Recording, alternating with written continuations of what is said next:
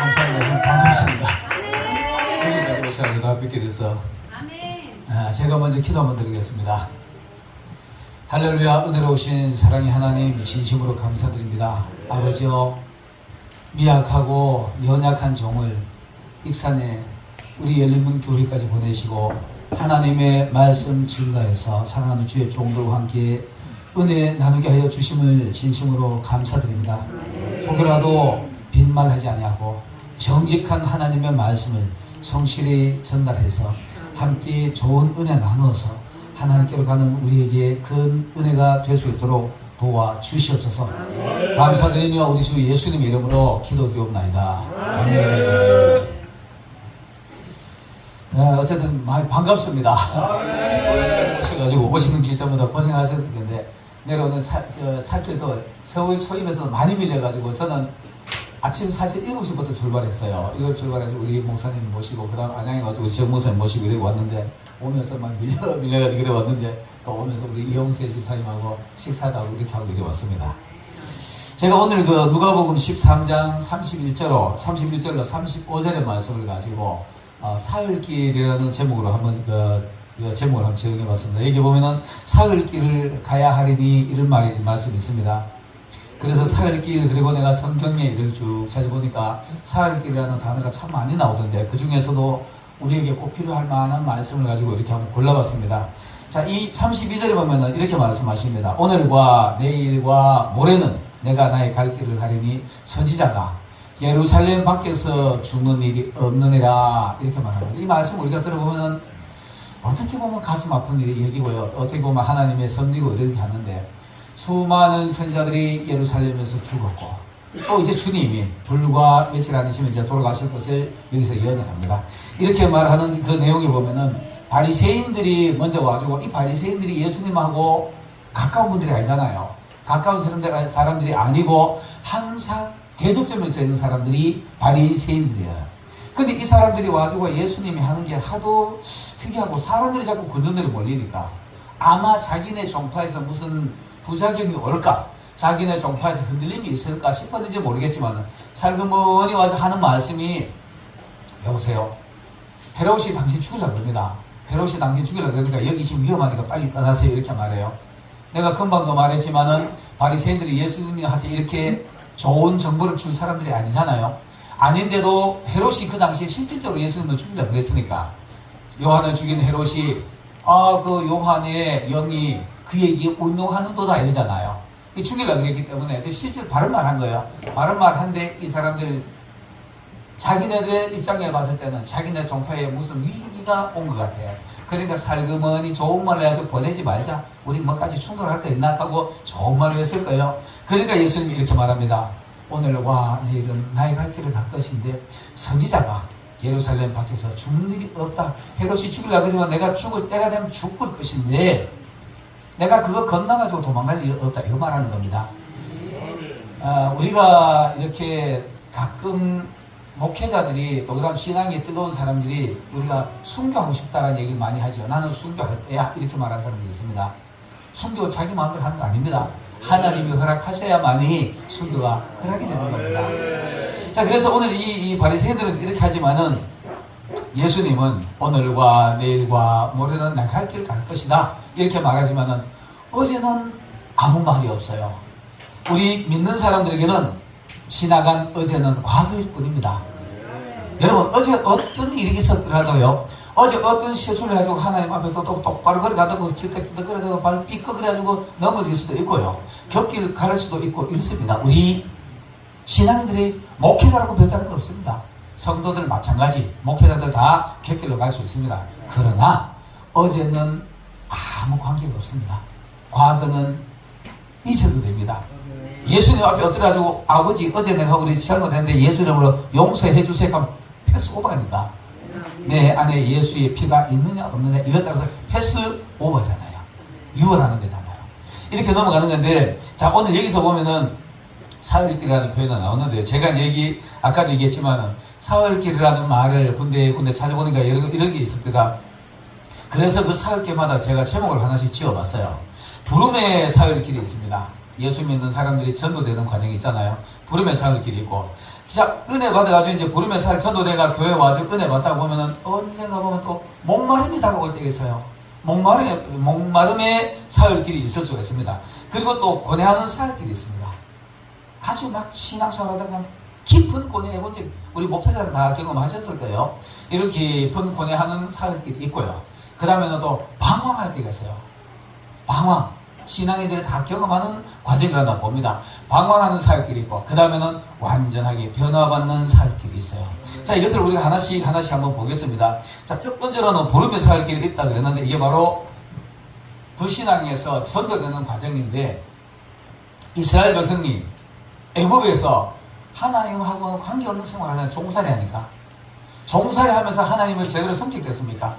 돈의 종이 되고, 물질의 종이 되고, 환경의 종이 되고, 주변의 가족들의 어떤 이런 데서 전부 다 종살이 하는 모습이 오늘날의 우리의 모습이지만은 그 당시에 애굽에서 종살이 하는 사람들의 모습이기도 합니다.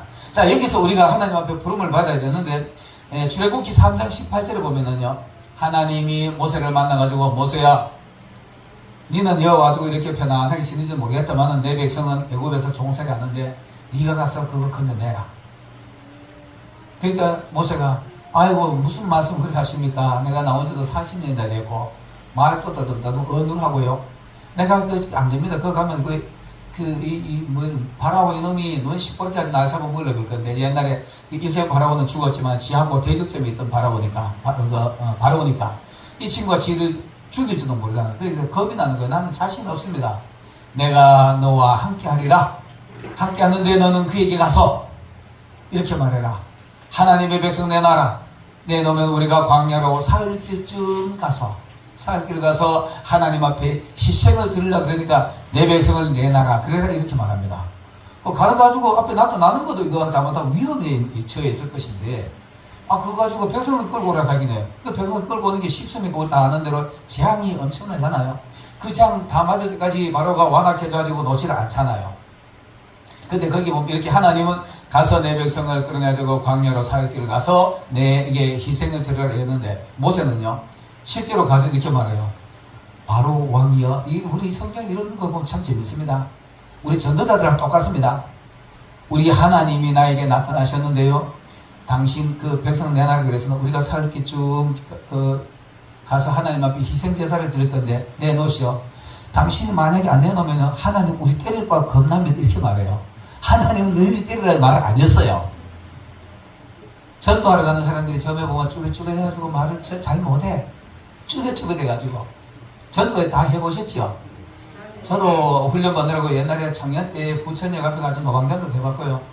우리 앞으로 이제 또 좋은 이제 또 동료에서 만나가지고 또 노방전도 한번 해볼까 지금 생각하고 있는데, 계획 잡고 있습니다.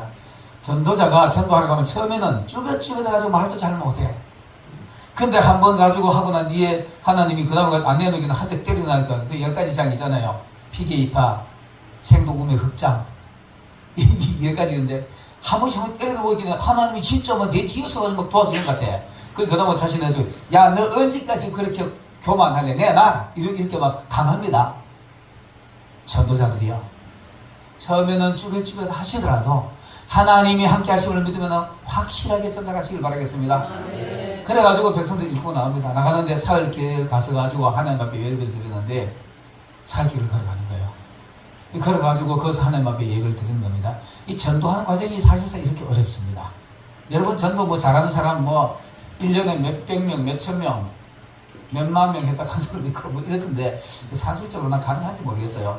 산술적으로 계산하면 1년 365일인데 하루 한 명에도 365명인데 1년에 몇천 명 했다는 사람은 참 대단한 분들입니다. 우리가 그 말 그대로 믿어주면 돼요. 믿어주면 되는데 능력자들이죠. 그러나 우리가 이런 그 능력자가 되려고 하면 하나님 앞에 그 정도의 자신감이 있어야 돼요. 하나님이 내 뒤에서 저 사단이 붙들고 전도를 가보세요. 니나 잘 믿어 이렇게 하잖아요. 근데 가거나 말거나 가면은 나중에 사단이 그 놓는 거 보인다니까. 놔요. 놓으면 그때 데려오는 겁니다. 데려와가지고 길을 걸어가는 겁니다. 하나님의 길을 우리가 동행해가지고 같이 이렇게 우리처럼 이렇게 모여가 돌아다니는 겁니다. 광야길을 방황하는 겁니다. 근데 이 광야길을 나와가지고 방황을 하면서 그 다음 두 번째는 이제 목마름의 사흘길이 있는데, 목마름 출애굽기 15장에 보면은 모세가 수르 광야를 떠나가지고 사흘길쯤 걸어갔으나 물이 없어가지고 목이 말라 죽거든. 목이 말라 죽거든. 여러분 우리가 실질적으로 사흘길 물 한 모금 안 마시고 행군 해본 적 아마 없을 거예요. 군인들도 아마 그런 행군 안 해봤을 거예요. 근데 이 백성들은 애굽에서 나올 때 하나님이 막 함께 하는 거 눈으로 봤거든. 나중에 막 장자들도 막 덮어지고 이것들이 막 어서나 하라고 막 떡하고 금하고 뭐 있는 폐물 다 싸두고 아이고 징그러운 것들 빨리 나가라고 막 이랬어요. 그거 가지고 확인 그때 나올 때 처음에 나올 때 모세 따라 나올 때 앞으로 가게 하면 영광 할렐루야 이렇게 갔을 거예요. 영광 할렐루야 이렇게 갔을 겁니다. 근데 사흘쯤 갈 때까지 그거를 봤기 때문에 참을 수 있었던 겁니다. 우리 은혜 받으면은요 엔간한 어떤 어려움이 와도 인내할 수 있는 게 그런 거. 처음에 하나님의 은혜를 받은 확신이지만 견뎌내요. 근데 사흘길 한번 걸어보세요. 마을이 사흘길이지. 사흘길 걸어가니까 목이 타서 죽는데 이거 언제쯤 물이 주실라나 어떻게 하시려고 우리들 걱정하나 하면 아무도 말도 안 했어. 근데 가다 보니 마라라는 썰물이 나오네요. 마라가 썰물이잖아요. 물이 웅덩이 하나 있는데 제일 먼저 발견한 사람이 살았다 하고 쫓아가지고 엎드려가지고 마셨을 거 아닙니까? 입을 대가지고 한 모금 빨기더니 혀 대자마자 써가지고 마실 수 없는 물이야. 차라리 물을 발견 안 되시면 원망 안 했을 거야. 근데 우리 쓴물을 보자마자 원망이 트기 시작하는 거예요. 이 이스라엘 백성이 홍해 앞에서부터 원망하는 게 이 습관적으로 돼가지고 계속 원망만 해요. 오늘날에 우리의 모습하고 흡사할 겁니다. 전부 흡사할 거예요. 예수님 앞에서 그래 은혜 받고 같이 다니는 사람도 나중에 예수님 뒤통수 욕하고 도망가는 사람들이 있으니까 똑같을 겁니다. 그래가지고 고마 거기서 돌아앉고 모세야 어디 장지가 없어가지고 여기 와가지고 우리 가축들하고 우리 전부 다 목말라 죽게 만드느냐 이렇게 원망을 해요. 그 모세가 화가 납니까 안 납니까? 화나지만은 기다려. 아버지 어떻게 할까? 나뭇가지 하나 던져라. 나뭇가지 하나 들고 감나무가지 하나 던져 물에 던져놓기는 그 물이 보면 순식간 달아나지네. 그러니까 앞다투어 가지고 서로 마셨을 거예요. 여러분 우리도 신앙생활 하다 보면은요 은혜 받을 때는 기뻐요. 은혜 받을 때는 옆에 와서 누가 굽신데도 아파도 괜찮고 각 참잖아요. 근데 은혜가 조금 약해지면은 누가 옆에 와가지고 내한테 조금만 불편하면 보면 앵앵거리고 막 덤비잖아요. 앵앵거리고 막 시비 걸려가지고 이래요. 이게 신앙의 모습입니다. 여러분 그런 은혜가 없어가지고 내 마음이 퍽퍽하고 전라도 말로 퍽퍽하다 그러죠. 퍽퍽하다 그럽니다. 퍽퍽하고 메마를 때는 십자가를 바라보시기 바라겠습니다. 십자가를 바라보면 그 쓴물이 달아져요. 아무리 어려워도 내가 저저 은혜 받을 때 지금이 피폐해져가지고 고통스러울 때 어느 날 기도하다가 다시 한번 십자가를 바라보니까 내 마음에 눈 녹듯이 녹았어. 눈물이 쭉쭉쭉 흘러내리면서 하나님의 말씀에 작은 말씀에도 감격하고 다시 한번 은혜를 받을 수 있는 것이 바로 십자가의 은혜 은총입니다. 십자가의 보혈의 은총을 입으시기를 예수님 이름으로 축원합니다. 이것이 바로 목마름의 살길인데 그 다음 이 목마름의 살길을 지나고 나면은 그 다음에는 고통받는 아주 정신적으로 고통받는 고뇌하는 살길이 있어요. 또 성경에 보면은 이런 과정이 다 우리가 단련의 과정입니다. 단련의 과정인데 처음에는 하나님 앞에 예배드려 사흘길을 걸어가는 게 그게 그 애굽에서 탈출하는 사흘길이 무지하게 고통스러운데 뒤에서 막 애굽 군대 따라오지 막 앞에는 홍해 가랬지 이런 길을 걸어왔는데 또 목이 말라가지고 은혜가 없어가지고 막 헉헉거릴 때 그 과정을 또 하나님 십자가를 바라보고 은혜를 받고 나면은 그 다음 또 이렇게 가다 보면은 깊은 고뇌할 때가 있어요. 깊은 고뇌할 때 바로 창세기 22장에 보면은 아브라함이 자기 아들 이삭을 데리고 모리아산으로 갑니다. 그 길이 사흘길이에요. 사흘길쯤 가지고 저 멀리 모리아산이 보이는 겁니다. 저기만 가면 아들을 죽여야 돼. 여러분 잘 보세요. 우리가 이 사흘길이 이 사흘 동안에 아브라함이 얼마나 고통스러웠을까? 하나님 앞에 한 번도 원망한 적 없어요. 아브라함은 내 아들 독자를 나에게 바쳐라. 아멘. 그리고 살그머니 갔는데 그 사흘길 가면서 오늘 혹시 내가 순종하니까 야 됐다 이 칼집을 가 싶어가지고 또 걸어갔어. 그 하룻밤이 지났어. 또 이틀이 지나서 사흘길을 가지고 저 앞에 모리아산이 보이는 겁니다. 저기 가면 이제 아들을 잡아야 돼. 그때까지도 하나님의 응답이 없어. 여러분, 우리 이런 경험 안 해보셨나요? 목회자들은 다 경험하셔서 봅니다. 저는 이렇게 경험했어요. 초년 목회할 때 부천에서 목회하다가요, 3년쯤 됐는데 월세 다 떨어지고 보증금 다 까먹고 나니까 죽겠더라고. 목사가 돼가지고 월세 까먹고 빈손 들고 외상 할 수는 없잖아요. 한 달 정도 남겨놓고 한 두 달 정도 남겨놓고 사람들한테 돈 빌려서 다녔어. 그때 하나님 앞에 엎드려 기도할 생각보다 당장 가까운 사람, 저분은 돈 줄 것 같아. 돈 빌려줄 것 같아. 쫓아가서 장모님, 내가 장모님한테 돈 달라고 하면 그거는 양심이 없으니까 장모님 앞으로 2년만 기약해 주세요. 2년 동안 내가 월세 내다가 보증 고해라도. 내가 그때 여기 부천 계시는 분 누가 있나요? 부천에 그 원미동 도당동에서 했는데 그때 1년만 견디신다 부흥했을 거예요. 2003년도니까 2003년도니까 그렇게 했을 것인데, 그거 보증금 못 가지고 성도들 다 마지막에 내가 20일 기도하는데요, 이거 내가 얘기하다 너무 간증하면 길에서 부를까 조심스러운데, 단성에 없더라. 나중에 돈 빌려 뛰어다니다 마지막에 장로님, 내가 아주 가까운 장로님한테 가지고 정말 뒤통수 부끄러울 정도로 내가 돌아가 나오는데 정말 힘들더라. 걸음이 나오기가 힘들더라니까.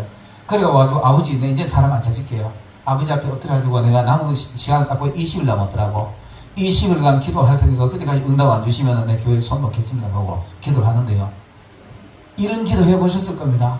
단상에 엎드려가지고 밤 자정이 돼가지고 나 이런 얘기하려고 가슴이 묵묵해서 자꾸 이 말이 잘 안 나고 어떨 때는 엎드려가지고 아버지 기도 안 나옵니다. 돈 주세요. 이거 해결해 주세요. 이 말밖에 안 나와. 다른 말 안 나와. 안 나오고 하는데 엎드려가지고 기도하려고 딱 엎들면은요, 처음에는 사도신경하고 찬송하고 성경 한 줄 보고 이거 하고 눈 감고 기도하려고 아버지요 이거 보증금요 이거 하는데 새까만 어둠이 나를 엄습해오는데요, 이 어둠은요 우리가 아무리 강한 그거라도 이겨내기 힘든 그런 어둠이 밀려와요. 어둠이 나를 꽉꽉 쥐어오는데 내가 거기서 막 쪼여가 정말 정신병 올 것 같은 그런 느낌도 받았어요. 그러면은 막 기도하다 주여 그러다가 눈을 뻗어 뜨고 보면 아무도 없어. 수도 없는 이런 경험을 했어요.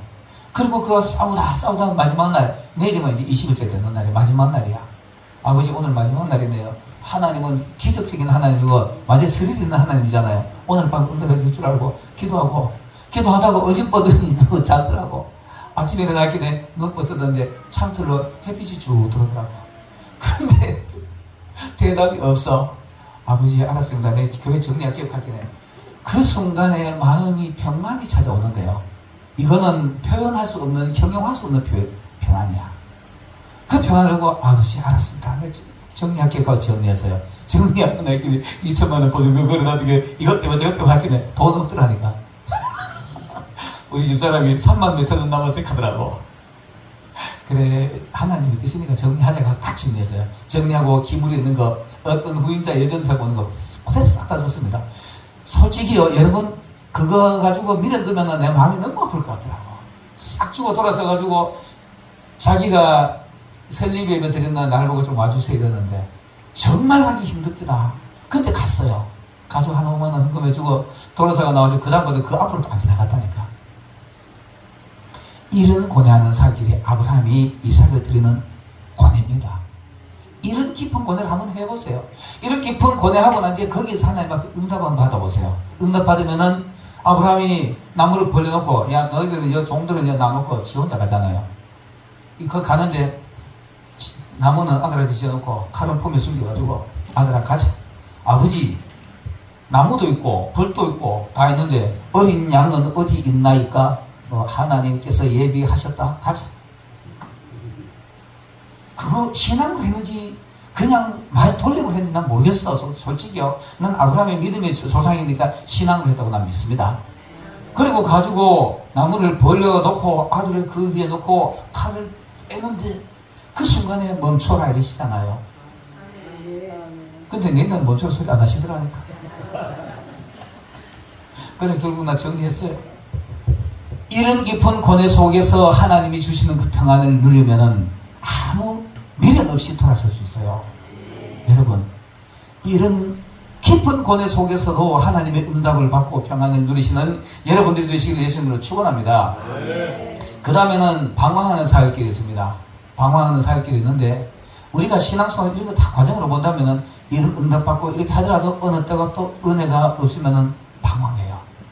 은혜를 잃어버리고 이러면 또 방황이 시작하는데 이 방황하는 게 보면은 누가 보면 이장에 보면은요 예수님의 부모가 유월절을 맞아가지고 가족들 다 데리고 야 예루살렘에 유월절 지내러 가자 갔어요.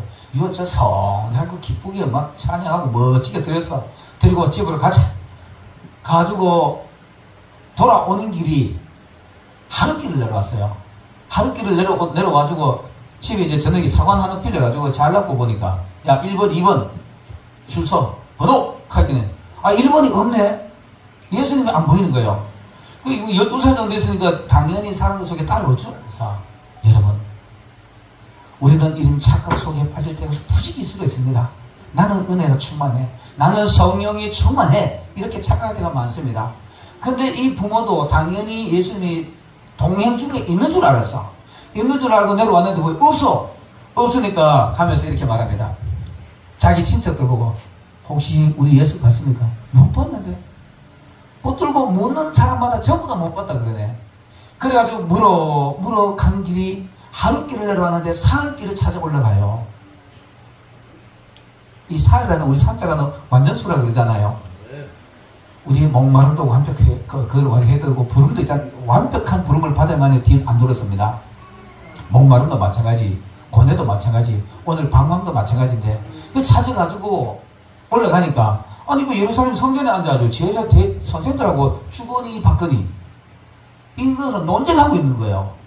아야, 너 이거 어떻게 우리 부모님 이렇게 말을 이랬지만 속이 상해서 왜 그래, 내가 했긴 해. 내가 아버지 집에 있을 줄을 왜 몰랐습니까? 여러분. 혹이라도 은혜 잃어가지고 방황하는 사람이 있습니까?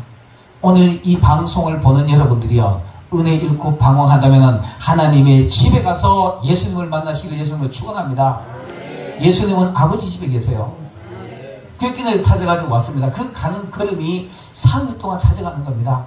그 사흘 동안 찾아가는 건데 오늘날에 우리 은혜 잃는 사람들이 자기는 은혜 충만한 줄 알았는데 어느 때인가 보니까 자기도 형편없는 사람들이 있어. 그러니까 이쪽 기도해가지고 은혜 있을까 싶어 이쪽 기도는 쫓아가지고 기도해보고 저쪽 기도는 가지고 은사 인자는데 예언 받아보고 저 대형 교회 어느 크다란 기도원에 거기 가면은 거기가 은혜 있는 줄 알고 거기 쫓아가보고 안 되더라니까. 안 되니까 결국은 어디입니까? 자기 본 교회에 가서 엎드려서 기도하면 은혜가 돼 솟아나는 겁니다. 아가서에 보면은 술라미 처녀가 그 꿈속에서 잠을 자다가 신랑이 눈앞에 와주고 문을 두드립니다. 야야 문 좀 열어도 밤 있을 내 머리에 다 내렸는데 내 머리 다 옷도 젖어간다. 문 좀 열어도 가게. 아이고 워낙 그 이스라엘 그 풍습은 결혼식이 7일 결혼식 하는 거 아시죠? 7일 동안 결혼식을 하면은요 신랑 신부가 초중고 나갈 거예요. 초중고 나는데 며칠쯤 되는지 모르겠지만은 신부가 너무 피곤해가지고 낮에 계속 손님 맞다가 밤에 집에 와가지고 옷 다 벗고 싹 씻고 입어두고 자는데 올까 싶어 기다리는데 잠들자마자 살구머니 와가지고 비몽사몽간에 신랑 문 두드려 나는데 이런 옷 다 신고 자는데 지금 와가지고 아마 해롱해롱거든 그대로 잠들었을 거예요. 그 잠들었는데 갑자기 문 두드리는 소리가 안 나는 거예요. 여러분 우리 잠자다가 이런 경험 해보셨죠? 옆에 뭔가 있는 것 같은데 갑자기 조용하니까 화들짝 깨는 경우 있잖아요. 이 신부가 그래서 신랑이 옆에 문을 두드렸는데 소리가 안 나니까 일어나가지고 껌껌한데 떠들떠들하고 옆에 아무도 없어. 불을 켜고 보니까 이미 신랑은 없고 문 두드린 사람도 없고 다급해졌어요. 이 신랑이 문을 두드릴 때 열어주시기를 예수님으로 축원합니다. 지금도 수없이 여러분들의 마음 속에 방황하는 사람들 속에 문을 두드릴 겁니다. 그 문은 우리가 잘 아는 대로 밖에서는 문 손잡이가 없잖아요. 그 성화에 보면은 문 손잡이가 없고 안에서는 열어주게 돼 있어요. 안 열어주는 거야. 안 열어줘. 다 씻고 잠자는데 이제 와가지고 문 열어달라고 하나 이렇게 한다니까. 그러니까 깨가지고 문을 열었을 때 이미 신랑이 가부가 없어. 그러니까 거기 보면은요 거리에서나 큰 길에서나 예루살렘을 행순하는 사람들을 붙들고 우리 신랑 봤느냐 이렇게 물어요. 자, 보세요. 거리라는 것은 자그마한 기도원에 몇 사람이 모아가지고 기도하는 요런 데일 거예요. 요런 데 가지고 거기 은혜 있는 거 싶어가지고 쫓아가지고 기도한답시고 은혜 만났다고 해서 찬양 불러봐도 은혜가 안 들어와. 안 돌아오니까. 그 다음에 조금 큰 교회, 저런데 큰 집회 가보면 저기 은혜 있는 싶어가지고 그거 가지고 처음에는 찬양 부르고 있는 것처럼 하는데 또 없어. 그 다음에 대형 예루살렘 거리 행순, 신앙생활하는 예루살렘 거리를 행순하는 사람들을 붙들고 물어봤다 이렇게 하는데, 신앙생활 열심히 하서 야 저건 은혜 있어, 저건 데 가면 은혜 될까 싶어 그분 붙들고 야 어디가 은혜 있더냐 물어봐도 없어.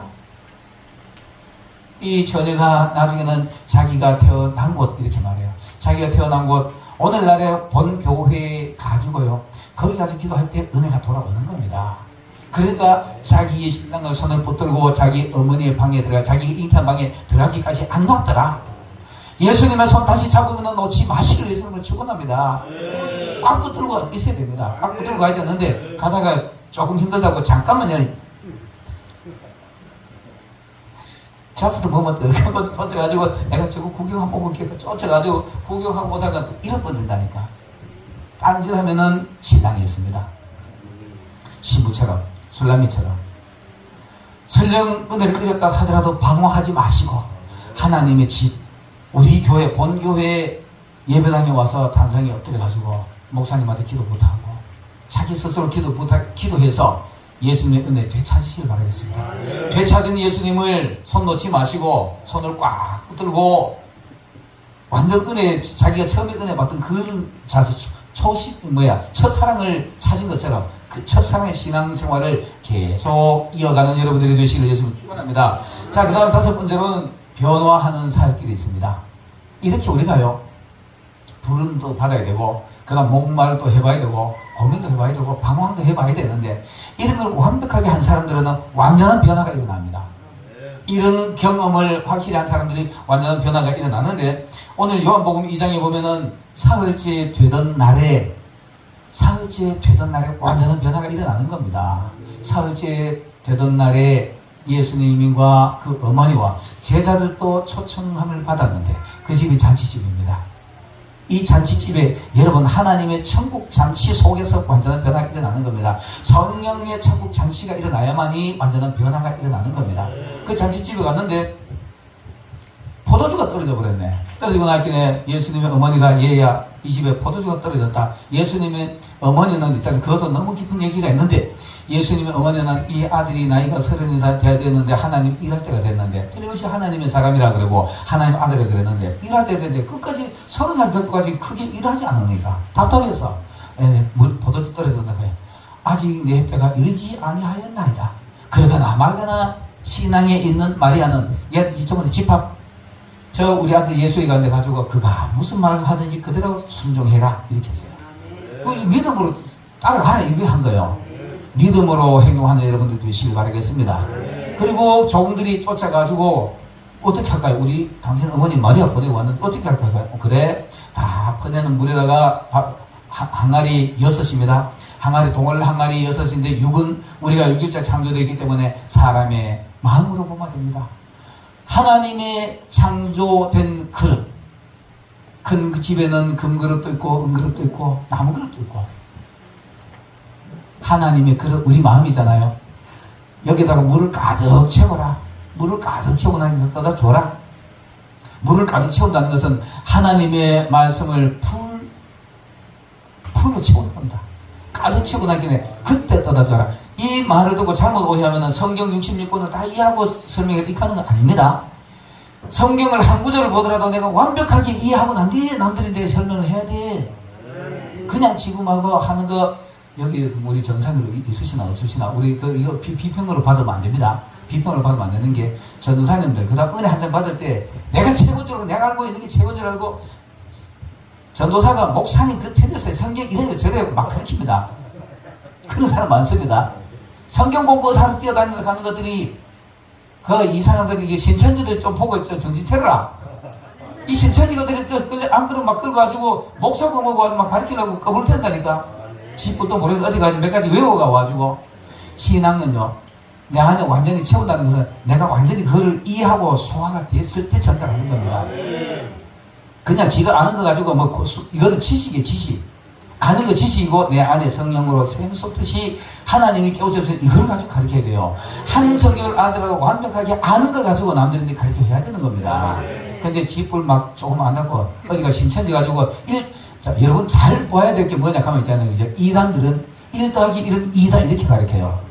예수 믿으면 천국 간다. 이거 그냥 공식이야. 공식처럼 말하는 것이 이단들이 하는 습관들처럼 하는 거예요. 내 안에 믿어져야지. 내 안에 이루어져야지요. 가득 채워져야 되는 겁니다. 근데 떠다주면은 듣는 사람이 깜짝 놀란다니까. 야, 아까술은 좀 뭐 그하더만은 내 소체도 아까술보다 더 맛있다. 이게 희한하다, 야. 새술을 퍼다주시기 바라겠습니다. 진짜 이 한 말씀을 갖다 남들한테 나누어 주시기 바랍니다. 그러면 듣는 사람들이 깜짝 놀랄 겁니다. 이게 어디서 나타나느냐? 오순절 성령의 마가의 다락방에서 그 일이 일어나는 겁니다. 베드로도 요한도 12제자도 또 120문도도 나중에는 빌립 집사들도 설교하고 이래요. 이 사람들이 예수님을 따라다닐 때는 저런 나중에 쿠데타 해주고 임금 되면은 한 자리 하려고 따라다녔어.